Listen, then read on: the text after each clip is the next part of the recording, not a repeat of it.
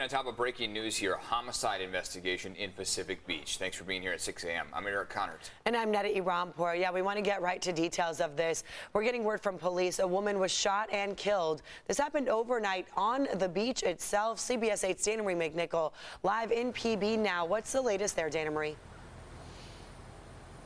Well, good morning, Eric and Netta. It's still a very active scene here, a murder on the sand, and that's what police are investigating this morning.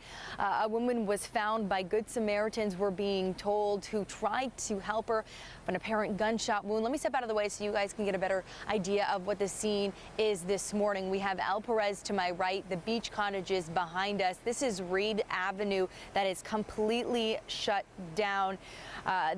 Police have blocked off access to the beach as well on the boardwalk here off of Reed. Now, although this happened around midnight, people along the beach who found her suffering did try to help the woman. So here's what police described what happened.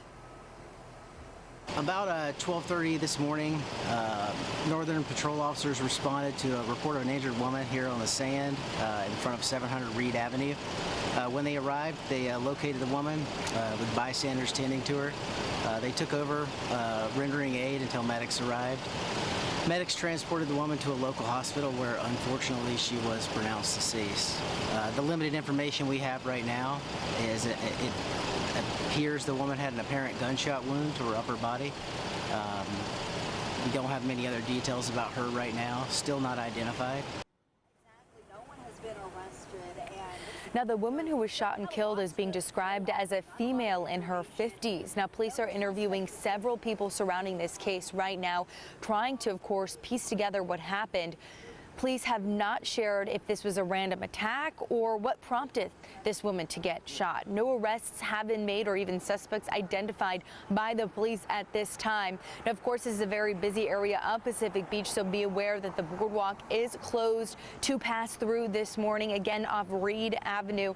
As the investigation continues into the morning and probably into the afternoon, we suspect this area to be blocked off for some time, but I do want to note that Mission Beach Boulevard is open, so it's not really causing traffic jams this morning. Again, for location reference, I have El Perez to my right and then the beach cottages behind us. We're going to be here on scene all morning long, trying to gather information from police as they give it to us. Of course, this is very preliminary information as they've been working since midnight to figure out what happened. I'm Dana Marie McNichol coming to you live from Pacific Beach.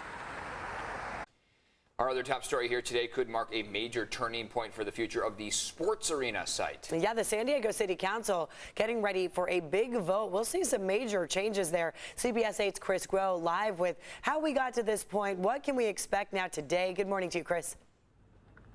Yeah, good morning, Eric and Etta. Look, this is a vote that's going to be happening today that's likely going to attract a lot of eyeballs, not only for the impact that it's expected to have in this entire neighborhood, but also some of the background to it. So let's break down exactly what Midway Rising really is and what it entails. Now, it's a project that's going to completely transform the sports arena area. It's including a number of housing as well as the brand new arena, retail, and hotel space. Now, of that new homes, about 4,250 of them, that's going to be made up of 2,000 affordable homes, 250 what's described as middle income homes, and 2,000 market rate homes. Now, as for that new arena, 450,000 square feet with the capacity for about 14,000 to 16,500 people.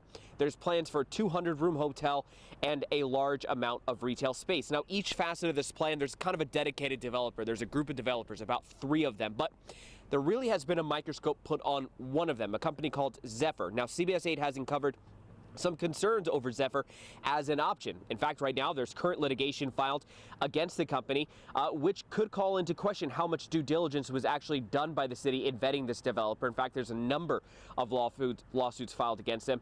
It's also been uncovered that the founder and owner of Zephyr gave $100,000 to Mayor Todd Gloria's 2020 mayoral campaign.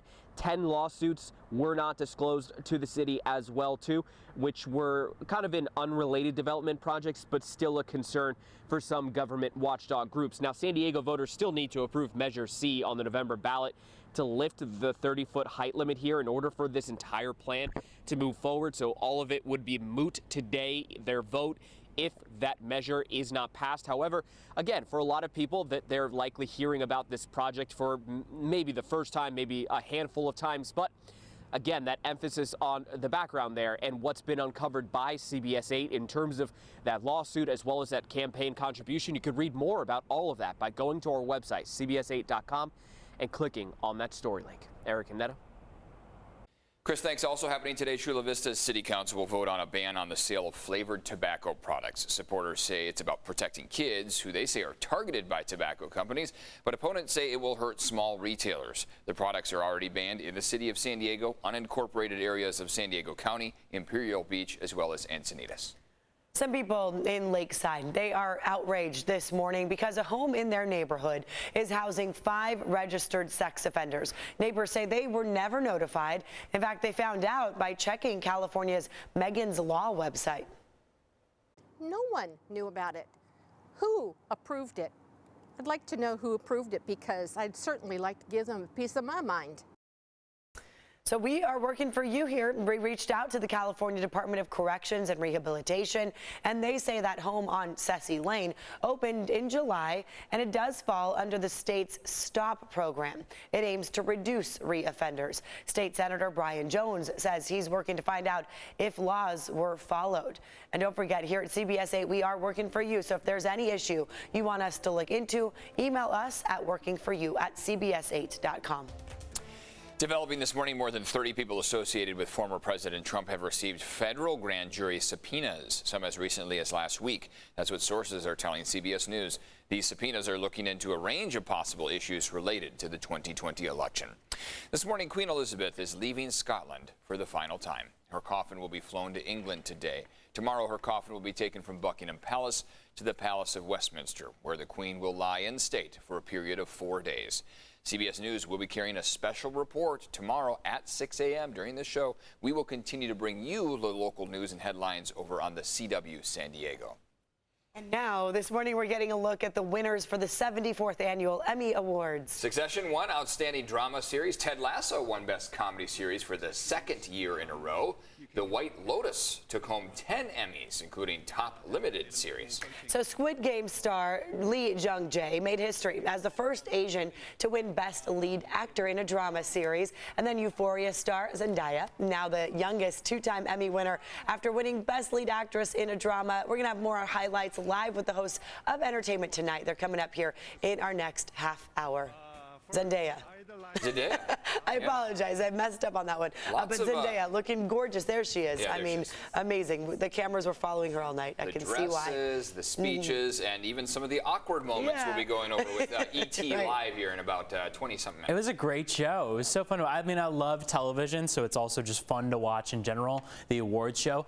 Shout out to one of my best friends, Hannah. She was nominated for Best Supporting Actress in a comedy series. Yeah, from Hacks, Hannah Einbinder. She's your friend? I went to college with her. Wow. Best friends from college. Yes. So she was nominated. Dropping names here live on air. Was watching all last night and was like, I cannot believe That's this. actually really neat. It's amazing. And she's doing such a great job. Everyone yesterday, everyone who won did an amazing job. Everyone who was nominated. So some great television that you can watch every evening. 6:09 right now, and we are chiming into now a drier weather pattern that we have on hand. We also have a stretch of prolonged cooler than normal temperatures. It looks like we'll be seeing those temperatures stick around at least through the beginning of next week, if not beyond that stretch. So we are looking pretty good out there as we move forward. Temperatures along the coast are cooler compared to the other 3 microclimates. We're cooling along the coast by about 3 to 4 degrees. Inland and across the mountaintops, it looks like those temperatures are going to be just about similar to where we were yesterday. Partly cloudy skies across the county. We're doing good as we start off the day. 6:31 is that sunrise, so we still have another about 20 minutes or so. Keep in mind, we do have a decent number of clouds with us, so that may obstruct the view of the sunrise. Sunset's going to come at 6:57 p.m.